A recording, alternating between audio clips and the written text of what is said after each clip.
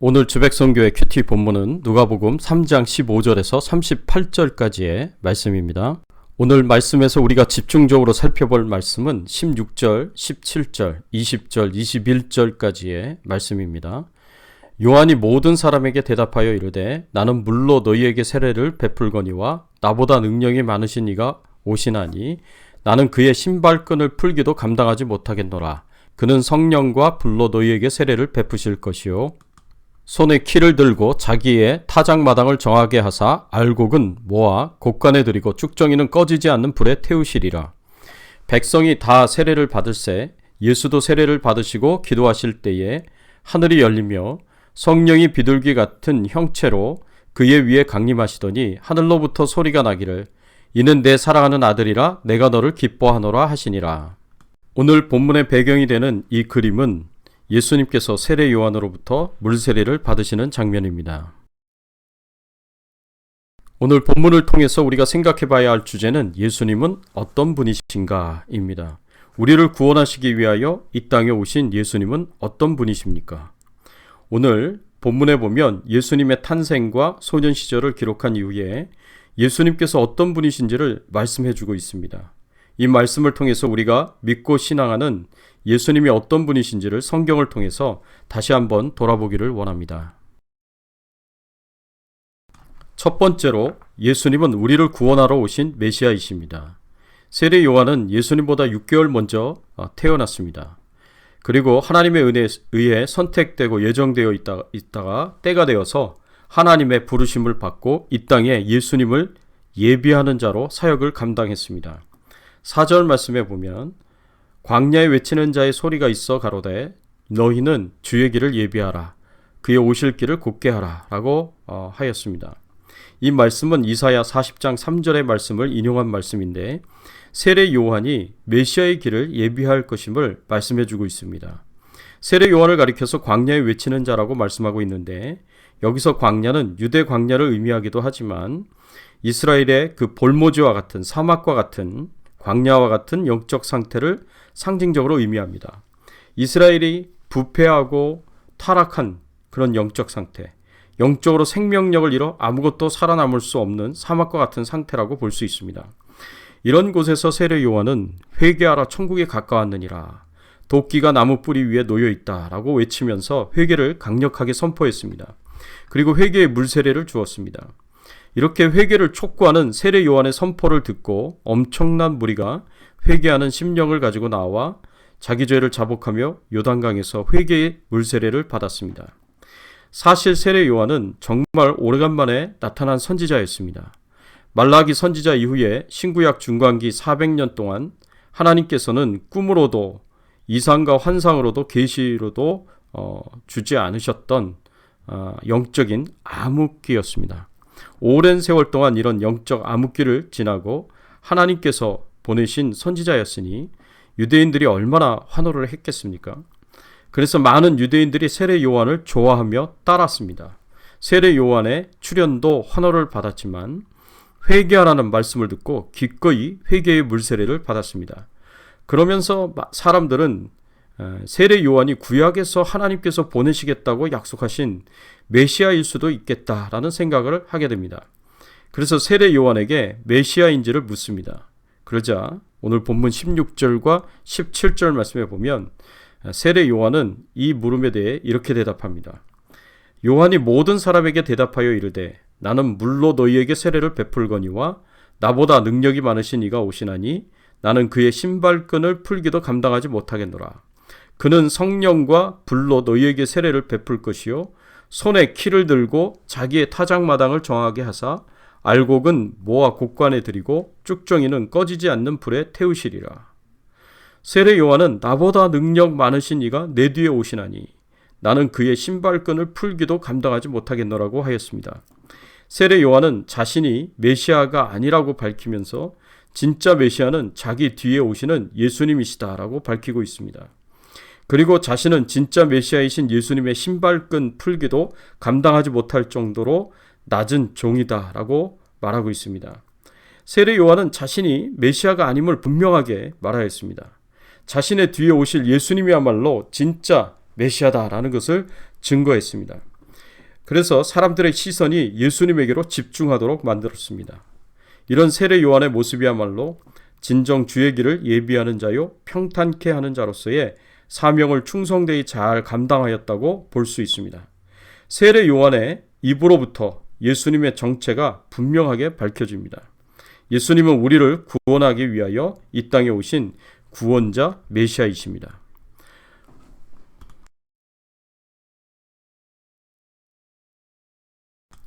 두 번째로 예수님은 하나님의 사랑하는 아들이십니다. 오늘 본문에 보면 예수님께서 세례 요한으로부터 물세례를 받으십니다. 세례 요한으로부터 물세례를 받으심으로 공생의 사역을 시작하시는데, 그래서 예수님께서 세례 요한으로부터 물세례를 받는 것은 예수님께서 공식적으로 공생의 사역을 시작하는 것을 알리는 중요한 의식입니다. 그런데 이 물세례는 누가 받는 물세례였습니까? 이 물세례는 죄인들이 받는 물세례였습니다. 세례 요한의 회개하라는 요청을 받은 죄인들은 자신의 죄를 깨닫고 그 죄를 애통해하면서 회개하는 마음으로 용서를 구하는 간절한 마음으로 회개의 물세례를 받았습니다. 그런데 이런 죄인들이나 받는 물세례를 예수님께서 받으시겠다고 하십니다. 동일한 본문을 기록한 마태복음 3장의 말씀에 보면 세례 요한은 물세례를 받으시려는 예수님을 말립니다. 내가 당신에게 세례를 받아야 할 터인데 당신이 내게로 오시나이까? 라고 말하면서 오히려 예수님으로부터 자신이 세례를 받아야 한다고 주장합니다. 그런데 이렇게 예수님께서 죄인이 아니시면서도 의인이시면서도 불구하고 죄인들이 받는 세례 요한의 물세례를 받으시려고 한 것은 예수님의 결단이었습니다. 예수님께서 공생의 사역을 시작하시면서 죄인들이 받는 물세례를 받으심으로 죄인의 위치에 서서 대속의 죽음을 당하시겠다는 결단을 보이신 것입니다. 예수님께서는 의인이시지만 죄인의 위치에 서시는 것은 십자가에서만 이루어지는 일이 아니었습니다.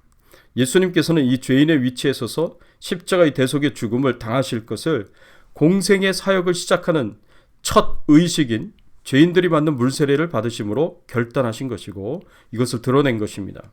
이렇게 해서 하나님의 뜻을 이루시고 하나님의 계획을 이루십니다. 그래서 물세례를 주기를 거부하는 세례 요한에게 예수님께서 이제 허락하라. 우리가 이와 같이 하여 모든 의를 이루는 것이 합당하니라 라고 말씀하신 것입니다. 여기서 의는 바로 하나님의 뜻이고 하나님의 계획을 의미합니다. 예수님께서 죄인의 위치에 서서 회개 물세례를 받으심으로 하나님의 뜻을 이루고 하나님의 계획을 이루는 것이 합당하다고 말씀하신 것입니다. 이렇게 공생의 사역을 시작하는 첫 출발서부터 하나님의 뜻과 계획을 이루기를 결심하고 죄인의 위치에서 물세례를 받으시는 것을 하나님께서 크게 기뻐하셨습니다. 그래서 하나님께서 어떻게 하십니까? 21절, 22절 말씀해 보면 하늘이 열리며 성령이 비둘기 같은 형태로 그의 위에 강림하시더니 하늘로부터 소리가 나기를 너는 내 사랑하는 아들이라 내가 너를 기뻐하노라 하시니라. 하늘이 열리면서 성령이 임하시고 하늘에서 하나님 아버지께서 너는 내 사랑하는 아들이라 내가 너를 기뻐하노라 라고 선언하십니다.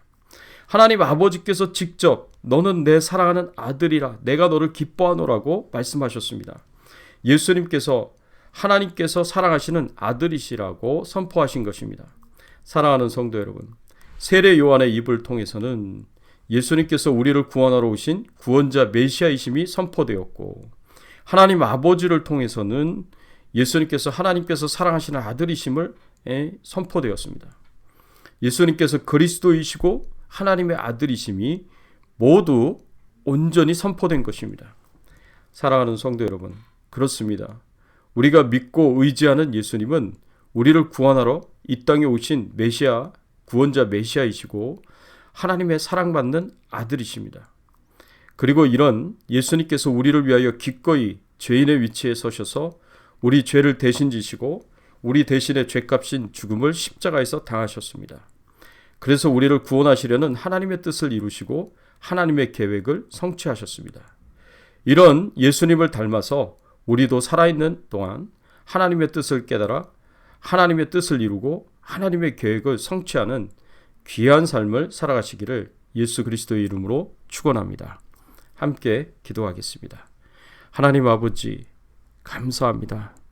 이 땅에 우리를 구원하시기 위하여 의인이셨지만 죄인의 위치에 서셔서 우리의 모든 죄를 대신 지시고 우리 대신에 죄값인 죽음을 십자가에서 치러 주셨사오니 참으로 감사를 드립니다. 예수님의 그 십자가의 대속의 죽음에 감사하면서 이를 공생의 사역을 시작하면서 결심하시고 결단하시고 하나님의 뜻이 이루어지기를 위하여, 하나님의 계획이 성취되어지기를 위하여 온전히 헌신하셨던 것처럼 하나님, 우리도 하나님의 뜻을 위하여, 하나님의 계획이 성취되는 일을 위하여 기꺼이 헌신할 수 있는 귀한 은혜와 축복을 저희들에게 허락하여 주시옵소서. 감사드리옵고 모든 영광과 존귀와 찬송을 하나님 앞에 돌립니다.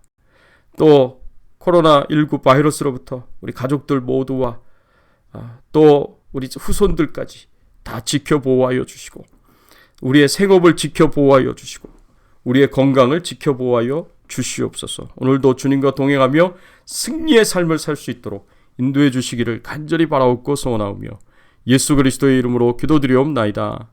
아멘.